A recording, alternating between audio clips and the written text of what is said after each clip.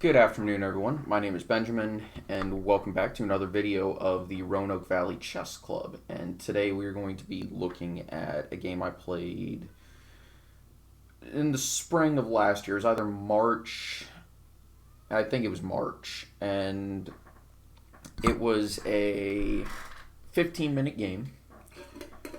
And there's a interesting backstory. The person I was playing against, very kind young lady, very, very good person. She really is. But I've been told that there had been a very strong female player who had, woman who had been coming to the club and basically, taking names and uh, however, when this game was played, it was in a quick tournament. It was a fifth round, and the tournament had gone extremely well for me. I won my first two games. I lost my third in a complicated position. I just kind of blundered a piece because I forgot I was hanging.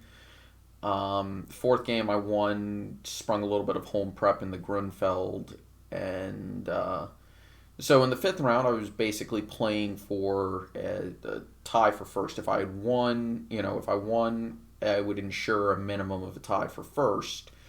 I would just have to wait for one other result. Now, this young lady who I was playing against, after this game, I thought, okay, well, maybe she's, about 15, 16, 1700-ish. She played very well in the opening, but things got really messy and people collapse. It happens. Turns out much stronger. So this was kind of a little shock to me that I won in retrospect, but maybe not knowing her actual true strength actually helped me out because I wasn't scared to play the way I did. Anyway, so we're going to go ahead and get started with e4. Like I said, I'm a king pawn player. Sicilian, so we're going to get to see some fun, and we're going to kind of fast forward to the knight. Or by the way, black cannot play e5 in this position. Well, black could, but the problem is after e5 you have bishop b5 check, and it doesn't matter what happens. If the knight goes, your knight is going to f5, and this d6 pawn and the d5 square are going to be extremely weak. In case of bishop d7, you take it and then play knight f5, sorry. But no, she played the Najdorf, and I play what I always do against the Najdorf.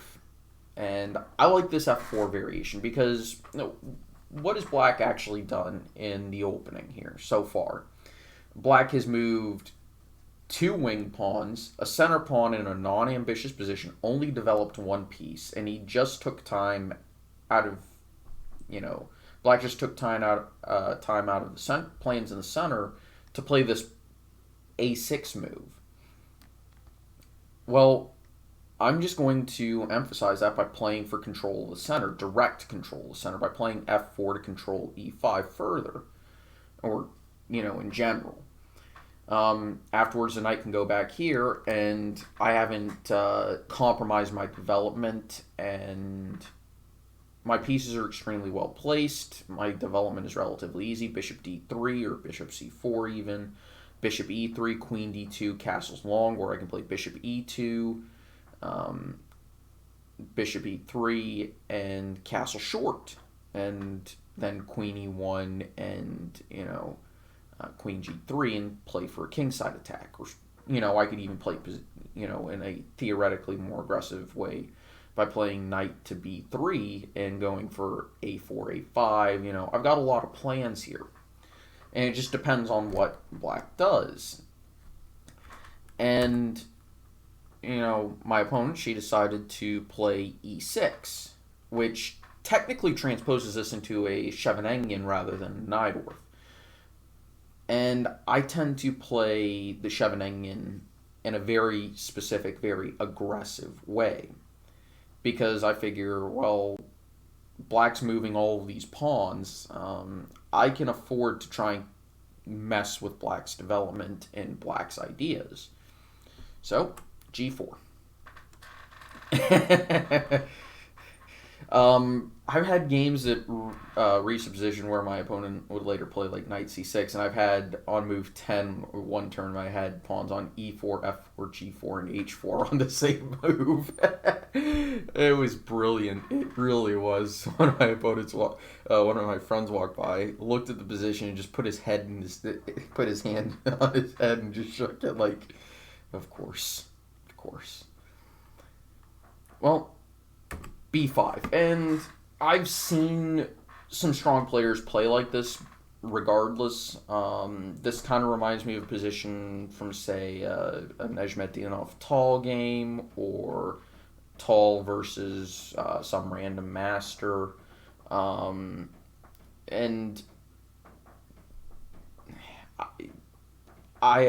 it's something that I'm familiar with. I see positions very similar to this quite often. So I've done my homework. G5. What else? Knight D7, and that's maybe not the most ideal move, but it's hard to suggest knight to B8, or sorry, knight to G8 is reasonable. Knight to B8, that's an impressive amount of cheating going on there. So knight D7, it does make sense. Plus, that knight is actually going to be going to a fairly useful square on C5. Bishop e3, knight c5, as stated. And I realized I wanted to castle queenside here. I didn't want to have a weak e4 pawn, because bishop e7 is coming, and my e4 pawn only has one defender right now. So I need to defend it. Bishop g2 probably would have been a good move here. I also didn't want to lose tempo in preparing castles along by playing, say, queen to g4 and then to g2, or queen e2 and then queen g2, or something like that. Plus, that interferes with potential development of the bishop later on. And queen h5 does nothing. So queen f3 was my choice, and this is probably slightly inaccurate, but I don't have as much of a problem with this, because even though if, say, e5 takes, well, knight f5 is okay, and I'm not doing terribly. I'll put it that way.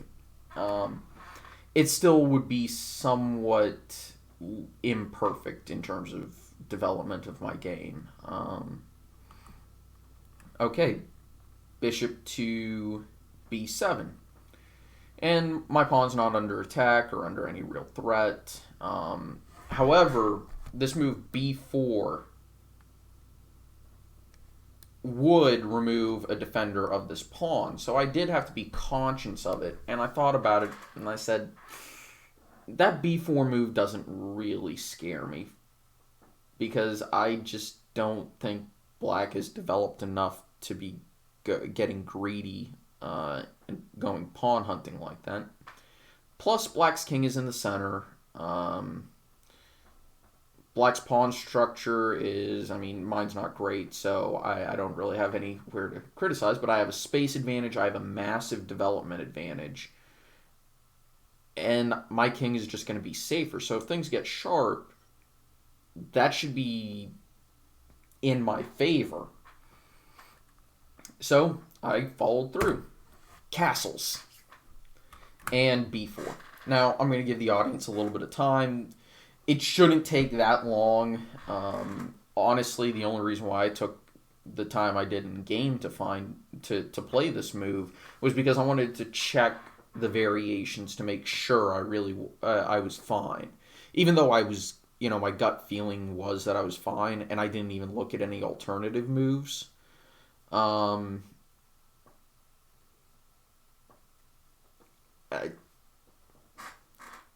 It was a move that, I immediately started thinking about. Like, I didn't even start looking at anything else. I didn't even consider, trying to find candidate moves. It was the only candidate move that came to mind, and it was gut feeling, instant reaction. This is a move I'd play, in a half second in a blitz game, just because it's that simple to find, and it's a very thematic move in the Sicilian. That's the other reason why it came to mind so quickly. That's knight to d5. Now, of course, the alternative is here, and I am going to do variation. There we go. Of course, we have to consider what happens if takes. And this bishop is effectively shut out of the game. This pawn is extremely weak. I've got great squares like c6 and even e6 for my knight, especially after I, say, play h4, h5, g6. I can play bishop b, maybe not bishop b5, maybe that's a bit too much, but bishop h3 is a consideration, bishop c4, rook e1. Black's going to have to be very quick. Knight f5 is extremely strong.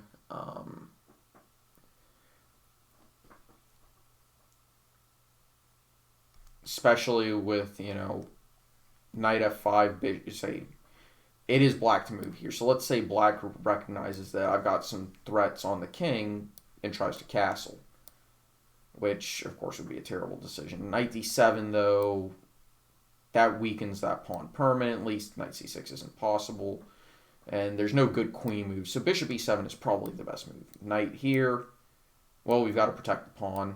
Bishop here.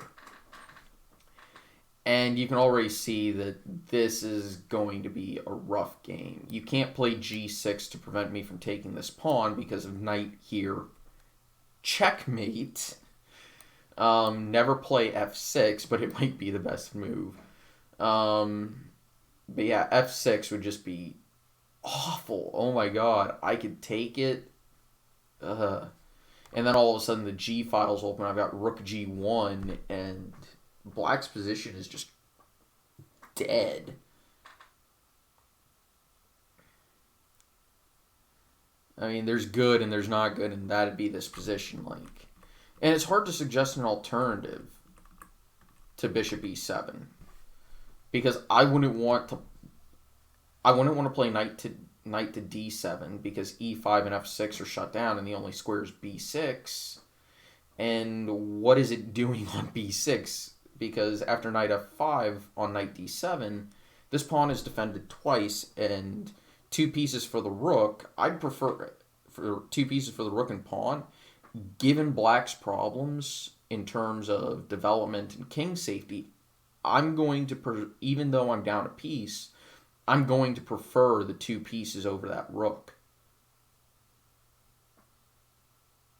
Especially with the centralized queen, especially with bishop c4 making a massive threat, queen d7, and then rook d1, or rook h to e1. This game would quickly get out of hand for black. So that's kind of easy to evaluate.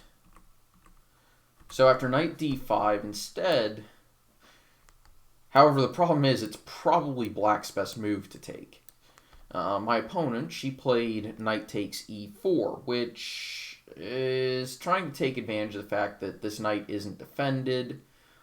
And she wants to take with the bishop.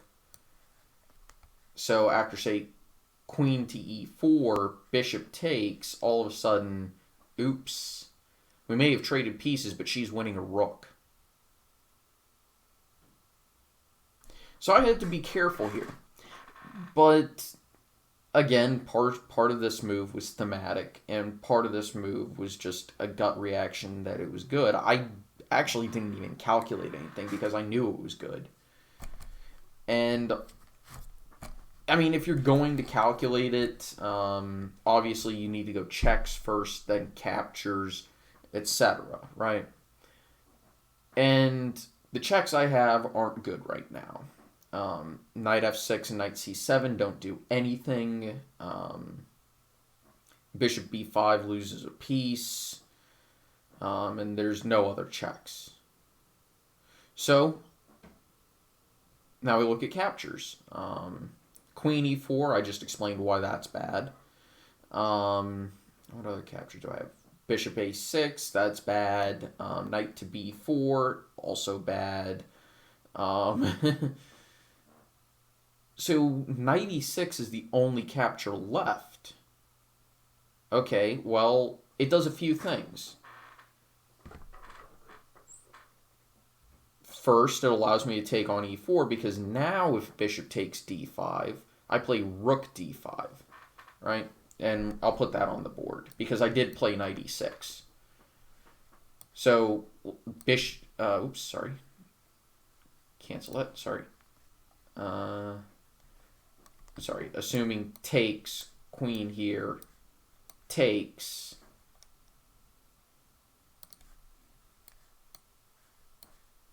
I just play rook d5, and material is equal, but I have a better pawn structure. I have much better pieces, and black's king is still unsafe. And I've got ideas in the position like even a rook d6 could be considered. Bishop h3 to play rook d1 or also take on e6. Basically, black is toast. So black actually played king to d7 here, which is a mistake, and actually the losing move. And I recognize that this was a bad move, and I thought about playing knight to b6, but I wanted to I have a problem sometimes. I like to play with too much flash. This is an imprecise way to play it, but it's fun, so I did. Because the obvious thing is if you take new variation, I take here, and I've got my piece back. Black's king is, again, still unsafe, and actually I'm picking up the rook, so it doesn't even matter there. So that would just be winning, right? And that was just the simple variation I calculated because everything else is just terrible. Queen takes, again, I'm doing the same thing, except this time I take the queen, right? So my opponent played king to c8.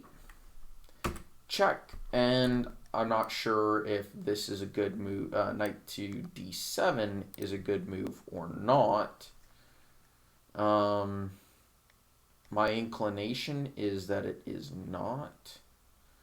I'm not sure how you can prove that.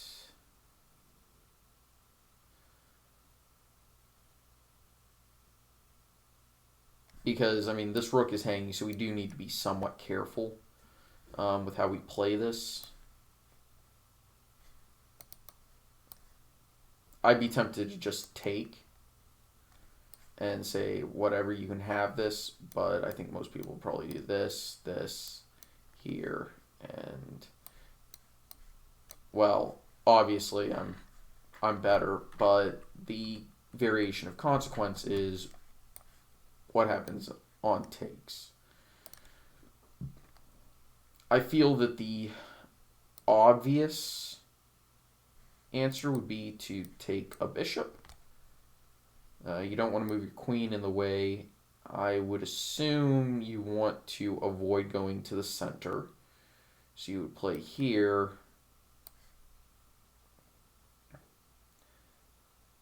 And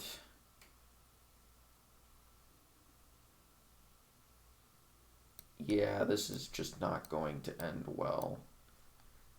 Yeah, and I wouldn't want to play that. Yeah, see, black has a bad position.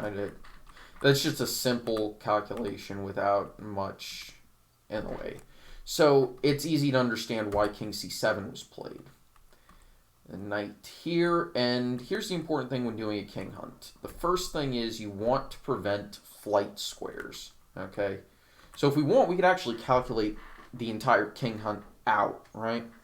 So we can already determine that if you give check with the knight, black only has, on a square where the knight can't be taken, I'm going to assume here, because here the knight could be taken and you'd allow the king to get out. So knight e8. King would only have one flight square, which was c6. And then you can give check because, again, the king would only have one flight square, b5. So that would be bishop g2, king here. Now, you would love to play, say, rook d5, check, and force the king up the board because, guess what? Again, only one flight square. But the problem is rook d5 queen d5. Actually, you could still do it with the queen. So let's actually go, because these moves were played. Knight here, king here, bishop here, here. And I think you could actually still do this. New variation here. That would be forced.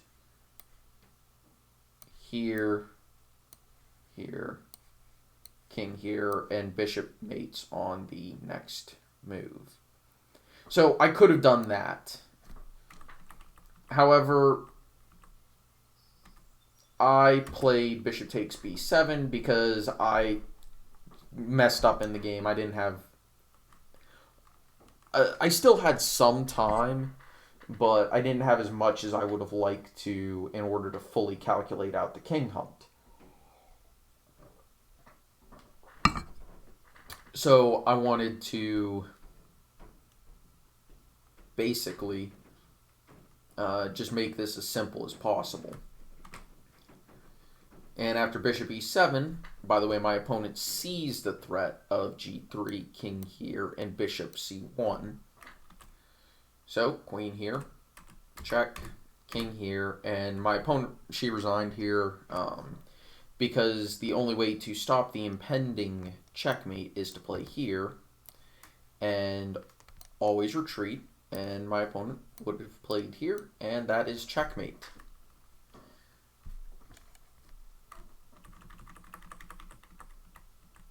Right?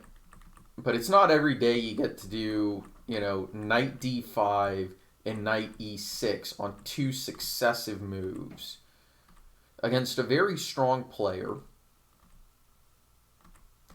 and then engage in a king hunt up the board.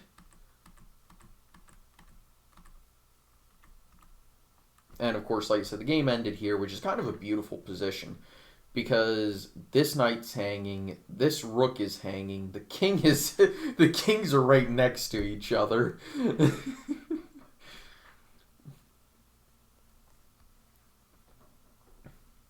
And the truth is, it's actually difficult to find any positional logic in this position, this final position, but that's because the game was all tactics. Anyway, I want to thank everyone for watching. I hope you enjoyed. See you next time. Take it easy. Bye-bye.